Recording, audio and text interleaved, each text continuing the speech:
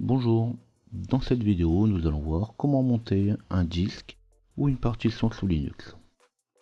Vous retrouverez le timecode avec les différentes étapes décrites dans la description de cette vidéo. Ici je ferai la démonstration sur CentOS pour changer un petit peu des habitudes, mais dans le domaine ça sera toujours la même chose sur toutes les distributions Linux. Donc ici l'idée est de montrer comment monter une partition sous Linux. Il sera aussi question de voir les grandes lignes sur la manipulation des partitions. Mais surtout, il sera question de voir comment assurer un montage en utilisant l'UID d'un disque. Alors plusieurs méthodes seront vues, aussi bien pour une partition en ligne de commande qu'avec Gparted, fdisk ou encore cfdisk. Pour se lancer dans la manipulation, il faut bien entendu un disque à manipuler. Ici, sur mon pôle de travail, j'ai ajouté un disque neuf.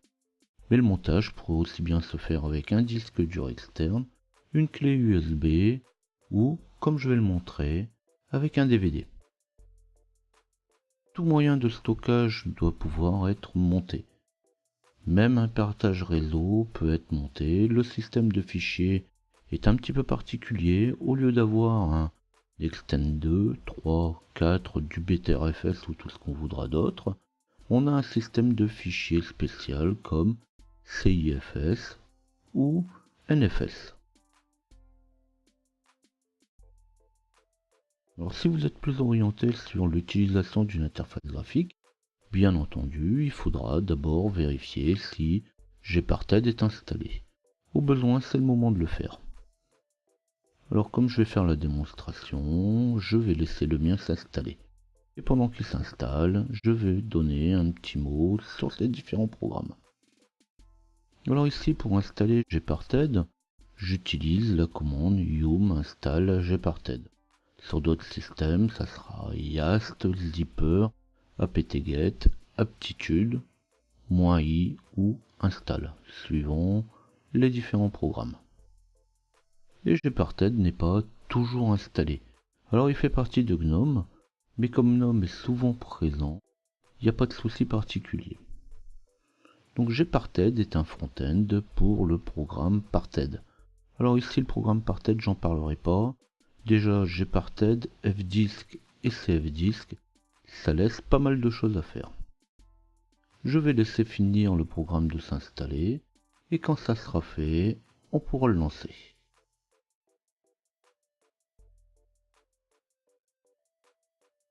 Je ne le répéterai pas, la plupart des actions devront se faire en administrateur, pour ce qui se comprend bien entendu dès qu'on touche aux partitions, dès qu'on touche au système. Pour la vidéo, j'ai configuré sudo su sans mot de passe, ce qui va me permettre de travailler plus sereinement. Mais bien entendu, en production, ce n'est pas particulièrement bon pour la sécurité. Sur certains systèmes, comme Ubuntu, on utilisera les commandes depuis le compte utilisateur, mais avec sudo devant la commande. Mais je ne reviens pas non plus sur les fondamentaux de l'utilisation du système. Une fois Gparted lancé, suivant les cas, il pourra prendre jusqu'à plusieurs minutes pour détecter les disques et leurs partitions. Alors une fois lancé, on va aller chercher mon nouveau disque, ou ma clé USB, ou mon CD-ROM, ou ce qu'on voudra. Alors ici j'utilise un nouveau disque, ce qui va me permettre au passage de voir comment on l'initialise, comment créer et formater une partition. Donc dans Gparted, une fois que j'ai sélectionné mon disque, on voit un triangle orange me signalant qu'il y a un problème. Alors oui, effectivement, il y a un problème puisque le disque est neuf et il n'a même pas été initialisé. Donc avant de pouvoir l'utiliser ou même y créer une partition, il faudra créer sa table de partition. Pour créer la table de partition, on pourra le faire depuis le menu périphérique. Alors là non plus, je ne reviens pas sur les fondamentaux du matériel. Si j'utilisais fdisk, il me demanderait de la créer. Alors je pourrais pas le faire avec tous les programmes, car une fois que mon disque est initialisé, il est utilisable.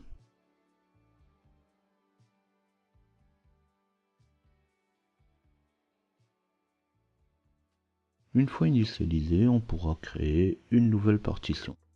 Alors je ne traîne pas trop là-dessus, l'idée est de voir comment monter une partition et non de voir toutes les manipulations des disques, sinon je risque d'y passer un bon moment.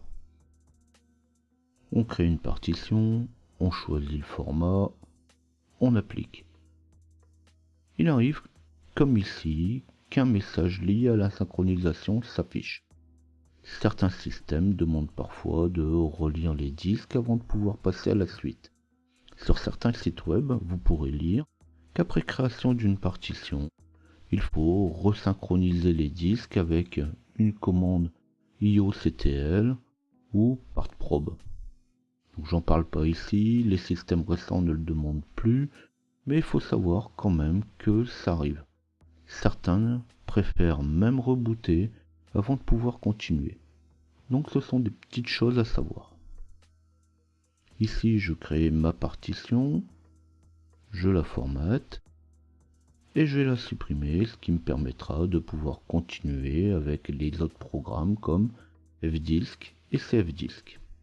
Alors je reviendrai pas sur Gparted, c'est facile, c'est visuel, mais quand on est habitué à la ligne de commande, le reste n'est pas plus difficile.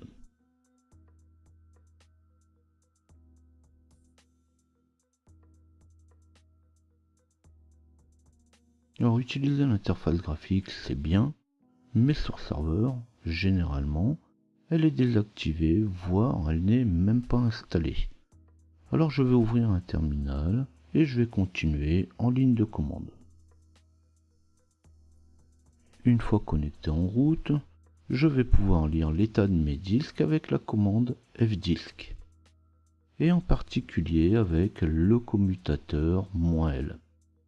fdisk-l permet d'afficher tous les disques et d'afficher l'état et les partitions. On y retrouve les différentes partitions déjà créées et mon second disque. Alors ce second disque est repéré en SDB. SD signifie le type de disque et la lettre suivante est équivalent à son numéro d'ordre. Généralement le premier disque est en SDA, le second en SDB et ainsi de suite. On voit donc que mon disque en SDB fait 1099 Go. Comme il n'y a pas de partition, on ne trouve pas d'informations complémentaires. Alors pour le modifier, on utilisera la commande fdisk/dev/sdb où, dans dev sdb, dev correspond au dossier qui correspond au matériel. Comme dans Linux tout est fichier, forcément on retrouve le matériel dans un dossier spécial.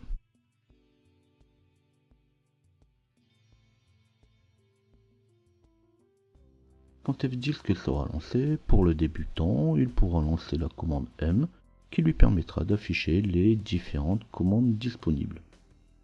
Donc dans notre cas, ce qui nous intéresse, c'est de pouvoir afficher le contenu du disque, donc là on utilisera la commande P, créer une nouvelle partition, pour ça on utilise N, ou sinon, si on s'est trompé ou si on veut passer à autre chose, on pourra la supprimer avec la commande D. Une fois que les différentes manipulations seront terminées, si on veut valider, il ne faudra pas oublier d'utiliser la commande W. Sinon ça ne sert pas à grand chose. On crée une nouvelle partition avec N, alors un petit peu de lecture, alors il suffit de suivre et puis taper si ça nous convient directement entrer pour valider l'option proposée par défaut. Donc rien de compliqué là-dedans, suivant, suivant, suivant, on valide. Si on s'est trompé, on efface. Tant que vous n'avez pas confirmé avec la commande W, rien n'est fait. Donc c'est le moment de tester, on affiche le résultat avec P, et quand c'est bon, on peut quitter. Alors comme je veux continuer avec CFDisk juste après, je ne vais pas valider non plus la création de ma partition. Donc quand c'est fini, je quitte et je poursuis avec CFDisk.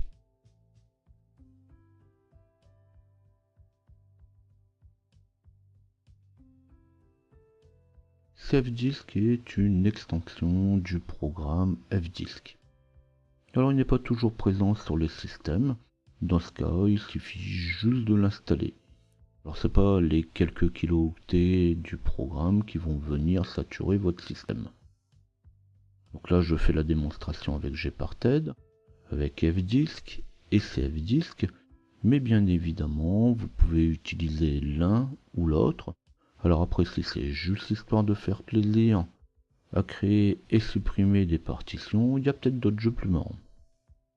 Donc là je vais faire ma petite démonstration avec CFDisk, que je lance avec la commande CFDisk, espace, et suivi du périphérique à modifier. Alors quand le programme est lancé, on voit qu'il est un petit peu plus visuel que FDisk et un peu moins qu'avec Gparted. Donc là, utiliser l'un ou l'autre, ça reste une question de goût et de choix.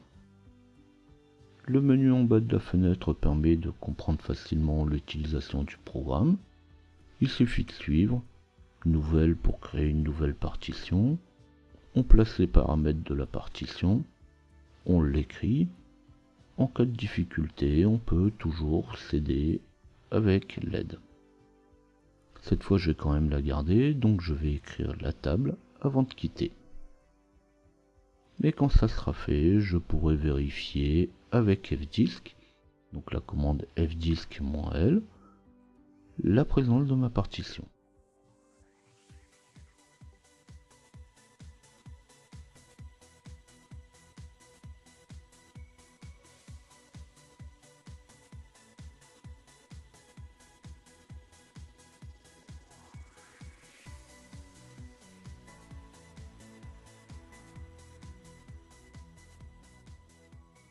Ceci fait, on pourra formater la partition si on a oublié de le faire ou si on s'est trompé de choix au moment de la création.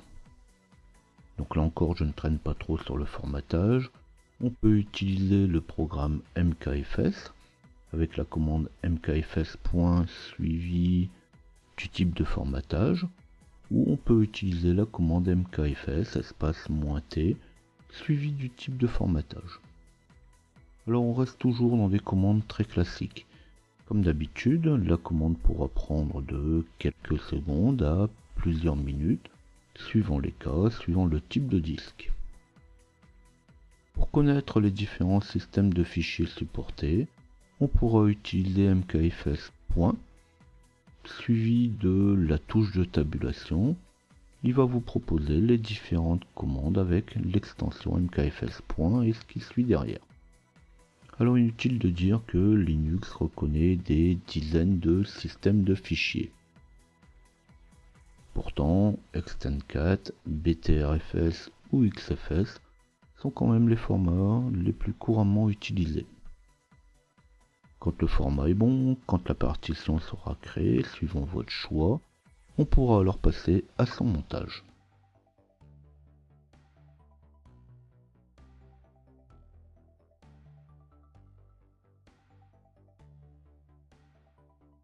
Dans le montage des partitions, on va distinguer deux types de montage. Le montage permanent, qu'on verra après, et le montage temporaire. Donc c'est par le montage temporaire que je vais commencer. Pour monter une partition, on utilise la commande mount. Alors le terme monter une partition est maintenant un petit peu plus commun. Avant j'aurais passé quelques minutes à expliquer, mais sous Windows, depuis les dernières versions, on utilise aussi cette expression. C'est donc beaucoup plus facile à comprendre. J'utilise alors cette commande suivie du matériel à monter, plus particulièrement ma partition suivie de sa destination. Alors au niveau du système, il y a un dossier qui est fait pour ça, c'est le dossier mnt qui se trouve à la racine. Alors sur certains systèmes, on trouvera aussi le dossier media qui lui est réservé. Mais le dossier Media, c'est plus pour les montages de matériel amovible, comme les CD-ROM ou les périphériques USB. Mais en définitive, on monte la partition ou le matériel où on veut. On verra ensuite que l'on crée un dossier spécialement pour ce montage. Donc après avoir tapé la commande avec le matériel et la destination, donc la commande pour rappel c'est mount espace /dev /ldb1 espace /mnt pour l'emplacement de destination. Je vais pouvoir utiliser la commande df qui va me permettre de voir les différents points de montage et l'espace utilisé ou disponible. Alors ça pourrait être différent d'un système à l'autre, suivant la manière où vous aurez installé le système. Sous Linux, pour une question de sécurité, il est conseillé de séparer en différentes partitions les dossiers du système. Alors ici sur le CentOS, on utilise un partitionnement LVM. Alors c'est pas le but de cette vidéo de voir la répartition des données sur le disque dur. Ce qui nous intéresse, c'est le dev LDB1 pour moi. Donc on voit que dev LDB1 est monté dans MNT. En même temps, c'est ce qu'on a demandé. On peut alors se diriger dans le dossier et afficher son contenu. Alors lorsqu'on va afficher le contenu du dossier, on va trouver last plus found. Donc c'est le répertoire de récupération, la corbeille, car on est bien dans une partition séparée. Donc il a son propre dossier système de gestion.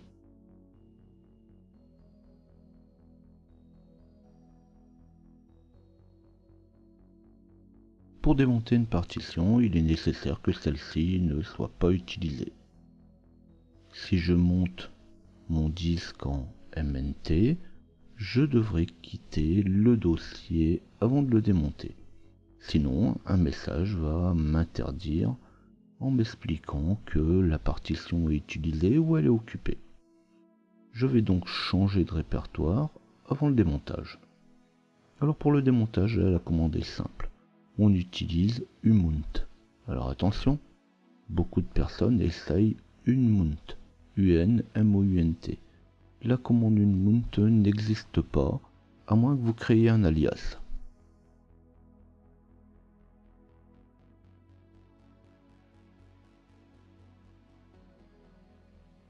Pour le CD-ROM, c'est un peu particulier, même si la méthode reste la même. Le lecteur de CD-ROM se trouve généralement en /dev/sr0. Mais le sr0 peut être aussi le lecteur de monde. On pourra utiliser, comme je vais le montrer, /dev/cd-rom, pourquoi pas. Lorsqu'on monte le lecteur de CD-ROM, un message vous avertit que le disque est en lecture seule. Alors c'est évident, mais c'est quand même mieux en le disant. On ne peut pas écrire sur un DVD. Il est donc en lecture seule. Le message est normal. Pour le reste, rien de changé. Une fois que le montage est fait, on utilise la commande df, cd pour entrer dans le dossier, et on peut voir ce qu'il y a à l'intérieur. Comme j'ai laissé le DVD de la CentOS dans le lecteur, on retrouve bien les dossiers et fichiers du DVD. Et le DVD se démonte comme toute autre partition. Et comme je le montre, /dev cd-rom va donner le même résultat.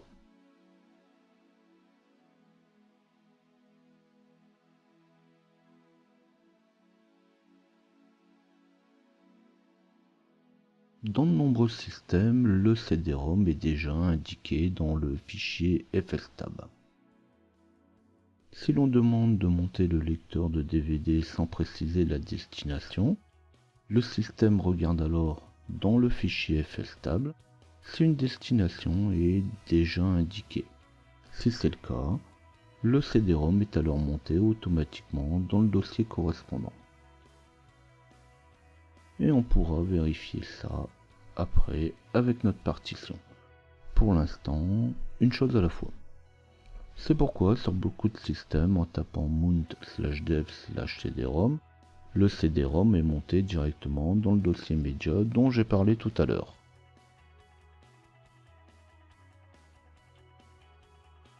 Avant de parler du fichier fstab, il est déjà important de savoir localiser les partitions.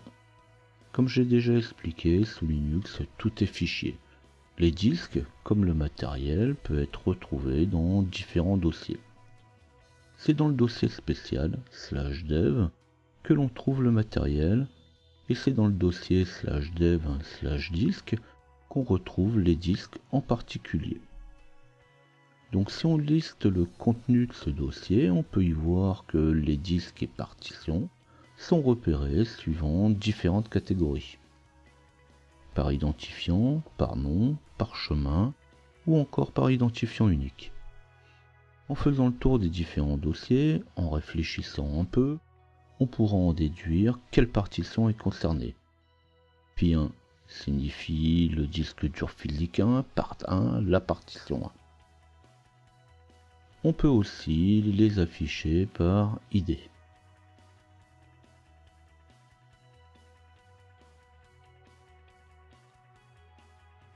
L'affichage qui est utilisé est l'affichage par UID.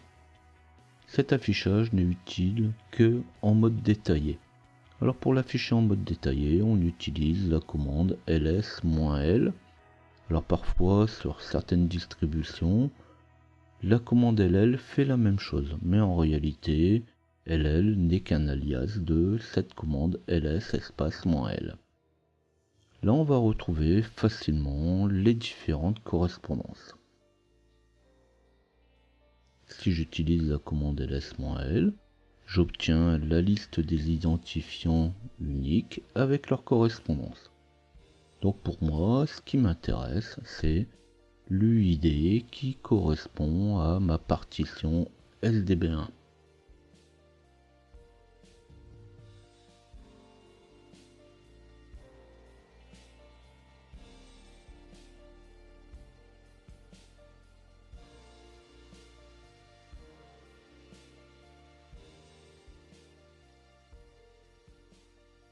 Donc ceci fait, ce qui va m'intéresser cette fois, c'est le fichier fstab dont il était question tout à l'heure. Le fichier fstab contient les différents paramètres de montage des différentes partitions. C'est l'un des premiers fichiers lus par le système, il faut bien qu'il sache où mettre les partitions au démarrage. En utilisant la commande cat, je pourrai en voir le contenu. Le fichier, lui, se trouve dans etc. Donc, j'utilise la commande cat espace /etc /fstab. Et là, on peut voir que le fichier contient les différents points de montage par défaut. La racine, slash, la partition de boot, la partition home et le swap. Alors comme j'ai indiqué tout à l'heure, ça pourra changer d'un système à l'autre, mais le fichier fstab, lui, est toujours écrit de la même manière. Dans le cas présent, CentOS, par défaut, installe le système sur plusieurs partitions. Dans d'autres cas, on installera tout le système sur une seule partition, donc on retrouvera uniquement le slash et la partition swap. Alors ici on voit que il utilise un chemin direct, mais il utilise aussi d'autres partitions en utilisant son UID. Alors l'UID, l'utilisation de l'UID est important dans le cas de nombreuses modifications matérielles. Un disque comme le mien, qui est en SDB, pourrait très bien voir son chemin modifié en SDC si un nouveau disque était installé sur le système. Et là, quand le chemin change, il n'y a plus grand chose qui marche. Par contre, si j'utilise son identifiant unique, qu'il se trouve sur SDE1 ou SDB1, l'identifiant unique restera le même, donc le système ne bougera pas.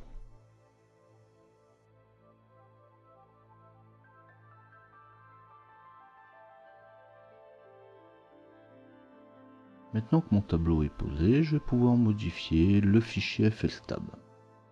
Alors bien sûr, on peut utiliser Nano ou VI. Personnellement, j'ai pas de préférence, même si beaucoup disent que VI est mieux. C'est vrai, mais ça va pas changer grand chose au résultat. Cette fois, on édite le fichier.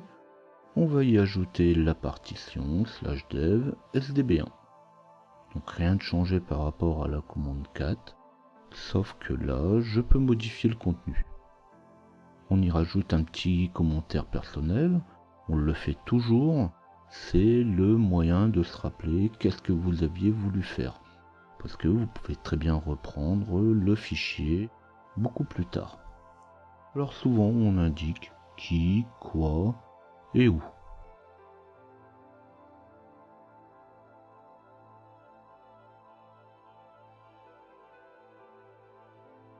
Et quand c'est fait, j'y ajoute les informations de montage. Donc je commencerai par le chemin du matériel. Alors si j'essaye l'UID, je ne le connais pas. Donc là c'est simple.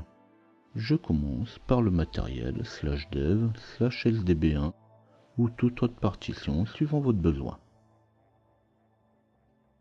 La destination dans laquelle je vais le monter. Alors bien sûr, le dossier de destination doit exister, sinon j'aurai un message d'erreur. J'indique ensuite le système de fichiers. Auto, ça marche aussi bien. Si on est dans le classique, si on le connaît, c'est encore mieux. Comme j'ai formaté ma partition en ext4, je mets ext4. Je mets ensuite les options de montage. Alors on pourrait le mettre au besoin en lecture seule, RO. On pourrait mettre les quotas, les ACL. Ici je mets les options de montage par défaut. Écrit en anglais, DE, FAULT. Les deux paramètres suivants sont les paramètres de vidage des données et le nombre de tentatives en cas de difficulté. Alors souvent on y retrouve 0, 2. Mais si une erreur apparaît, c'est pas le fait de tenter plusieurs fois que ça va régler le problème. Par contre, si on doit tenter le remontage, s'il y a une erreur, ça explique aussi parfois un temps excessivement long au démarrage, mais encore une fois, c'est une question de choix. Vous remplissez donc la rubrique suivant son besoin. Pas de tabulation entre les rubriques, vous pouvez aussi en mettre si vous voulez pour faciliter la lecture, mais un espace suffit. Et quand c'est fini, on enregistre et on quitte.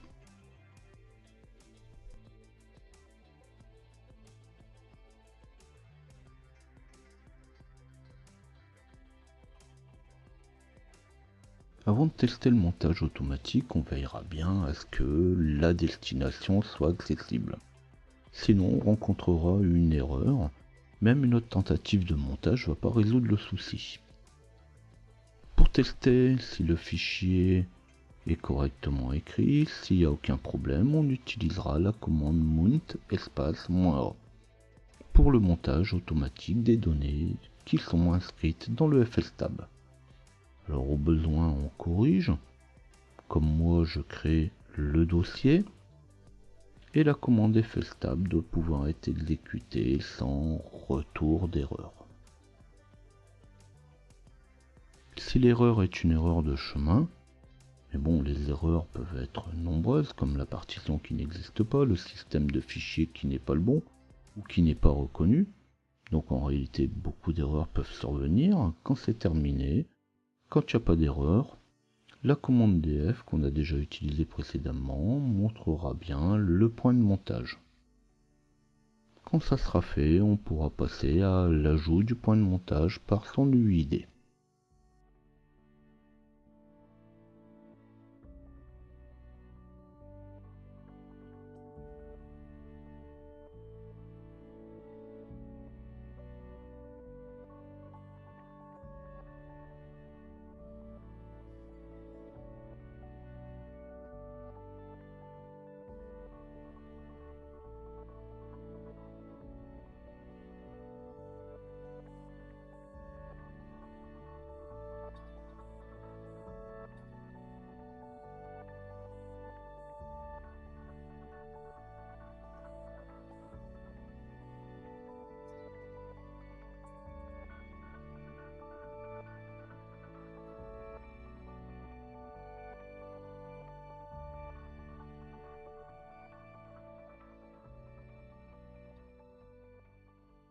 passer par le point de montage en utilisant l'UID, il va falloir dans un premier temps le récupérer. Après avoir démonté la partition, ce n'est pas obligatoire, mais de toute façon je devrais la démonter pour faire mon point de montage par l'UID, dans le dossier /dev/disk by UID, en utilisant la commande ls-l, je peux voir les différents UID, dont celui qui correspond à la partition que je veux monter. Alors avec un nom pareil, pas moyen de le retenir, je vais donc utiliser le copier-coller. Alors il faut dire qu'ici j'ai de la chance, j'ai une interface graphique, mais on verra plus loin comment le faire directement en ligne de commande. Donc pour l'instant, clic droit, copier, et le tour est joué. Je retourne ensuite dans mon fichier fstable, toujours avec Nano, mais si vous voulez utiliser VI, vous pouvez. Et là, je vais modifier mon fichier. Alors comme le système fonctionne actuellement, je ne vais pas supprimer la ligne, mais je vais tout simplement la commenter pour y ajouter l'UID. Alors bien sûr, encore une fois, je pourrais utiliser le copier-coller, mais le reste de la ligne, qui n'est pas trop compliqué, je n'ai pas besoin forcément d'utiliser le copier. Alors je vais pas le faire tout de suite, et je vais passer par un autre moyen, au cas où je suis uniquement en ligne de commande. Donc là forcément quand on est en ligne de commande, le copier-coller ne fonctionne pas. Donc je vais passer par l'écriture sur la sortie standard. Alors pour ça je vais utiliser la commande echo. Je suis la commande par le début de mon UID, donc pour moi 96, puis je tape la touche de tabulation. Et la touche de tabulation va faire le reste du travail pour moi. Elle va remplir le reste de la ligne. Comme c'est le seul UID qui commence par 96, si on avait plusieurs, en tapant plusieurs fois la touche de tabulation, il me proposerait les différents choix. Une fois que j'ai tapé echo, suivi de mon UID, je continue la ligne avec 2 chevrons. Alors j'insiste surtout sur le fait de mettre 2 chevrons. Si vous n'en mettez qu'un seul, le fichier va être remplacé uniquement par votre UID, et là, il n'y a plus rien qui va marcher. Donc si vous avez des doutes, faites une copie du fichier fstab avant, parce que là, la commande ne pardonne pas. Alors moi, même pas peur, je me lance, et j'ajoute le nom du fichier à la fin de mon fstab.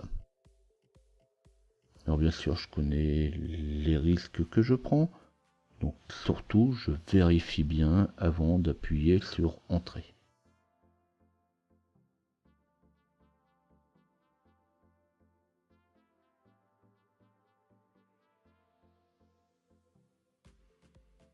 Quand c'est fait, je réédite le fichier fstab. Alors pour changer un petit peu, je vais pas utiliser Nano, je vais utiliser VI. Mais bon, faut quand même le connaître un peu. Si vous le connaissez pas, c'est le moment de vous y mettre. Je navigue dans le fichier. Quand j'ai trouvé ma dernière ligne, la ligne où j'ai inséré mon UID, je tape I pour passer en mode insertion.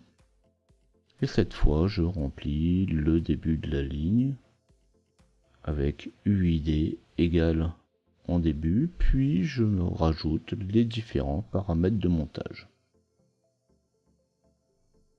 J'oublie pas de commenter la ligne au-dessus, et quand j'ai fini, j'enregistre mon fichier.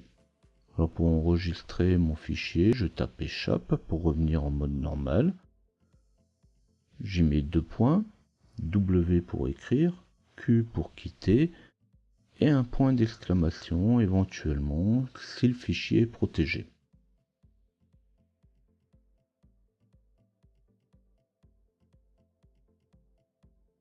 Maintenant que c'est fini, on teste avec la commande mount-o. Alors s'il n'y a pas d'erreur, bien sûr, on vérifie avec la commande df. Pourquoi pas, on peut utiliser la commande df avec le paramètre -h pour avoir une lecture plus claire. Alors bien sûr, s'il y a une erreur, on réédite le fichier fstab avant de redémarrer le système. Si c'est bon, on reboot le système pour vérifier que le montage se fait bien automatiquement au démarrage. Et bien sûr, après redémarrage, on ne contente pas de le dire voilà, c'est bon, on vérifie bien que le montage s'est fait correctement. Donc on relancera l'invite de commande et puis on fera un df pour vérifier qu'effectivement on a tous les paramètres montés correctement.